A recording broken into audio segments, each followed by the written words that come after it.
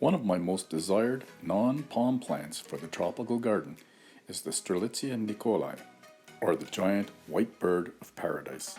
It is a favorite of mine as it absolutely dominates its space in the garden. They can grow up to 20 feet tall and can have 6-foot paddle-shaped leaves. My specimen is currently about 12 feet tall.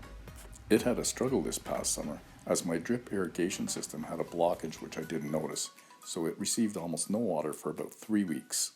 It is making a good recovery though now, and should be a gorgeous plant again by the beginning of the summer. I have had my bird for about 4 years now. I purchased it as a young plant about 2 to 3 feet in height. It took a bit of time to find the right place in the garden. My preferred spot provided a little bit too much sunlight and its leaves began to burn. After experimenting with 2 other locations, I finally found the perfect place for the bird. It receives full morning light but is shaded for the afternoon. Once the bird was in this location, it flourished and grew rapidly. To this point, my bird has spent its entire life in a pot. I bring it outside for the summer and back inside for the winter. I am toying with the idea of planting it in the ground this summer, with winter protection of course. I have been looking for another, and a couple of weeks ago I found one advertised locally.